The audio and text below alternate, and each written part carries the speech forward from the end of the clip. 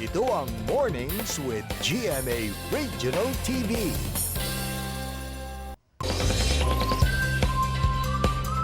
With a successful career and after 3 years, she is all set for her teleserye comeback via Nagbabagang Luha.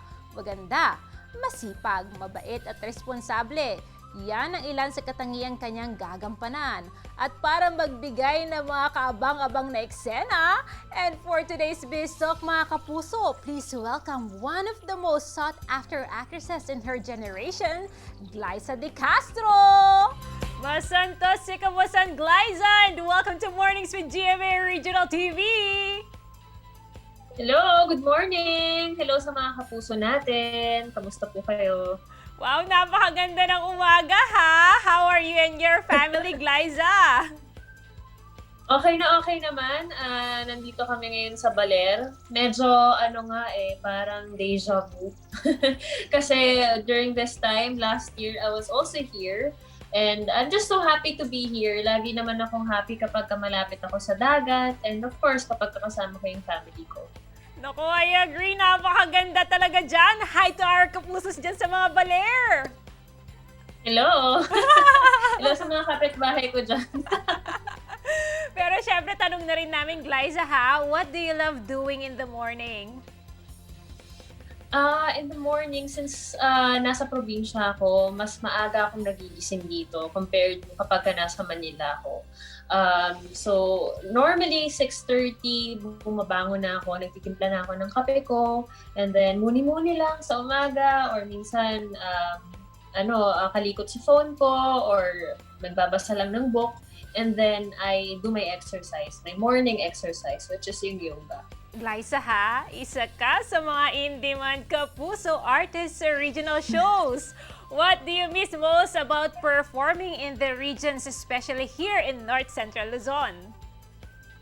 Nako, sobrang akong namimiss makita ang bawat isa sa ating mga kapuso kapag nagpupunta kami sa mga regional shows. Siyempre, ang sarap hawakan ng mga kamay nila, ang sarap makita yung mga ngiti nila, ang sarap marinig ng mga hiyaw nila.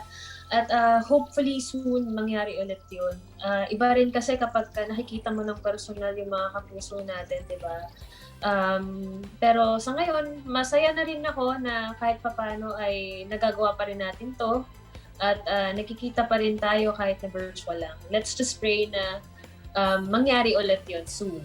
Yes, I agree. Darating din tayo dyan, pero ito na. After 3 years, you're all set for your teleserye comeback via Nagbabagang Luha.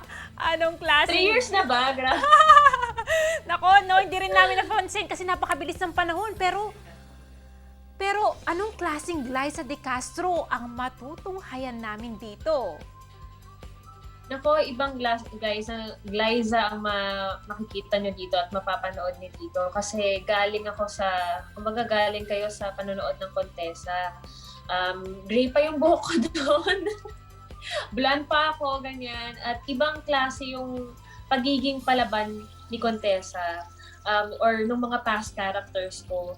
Dito, yung pagiging fierce ni Maita galing sa loob. Hindi siya palabas na palaban.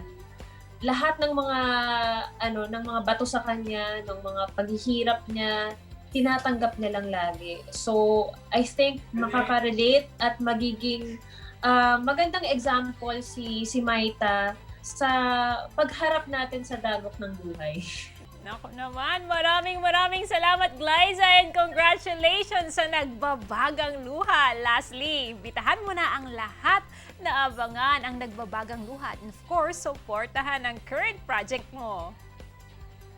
Nako mga kapuso, unang-una maraming salamat po sa pagsuporta nyo sa lahat ng mga GMA shows. Maraming salamat at hindi kayo nagsasawang manood sa amin at sumuporta sa amin. And ngayon, kung hindi naman kayo magsasawa pa ulit, ay hinihingi ko po ang suporta niyo ulit sa Nagbabagang Luha.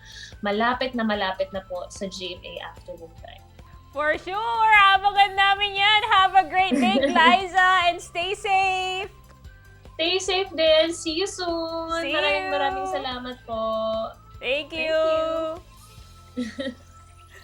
Diyan lamang po kayo mga kapuso. Magbabalik ang Mornings with GMA Regional TV.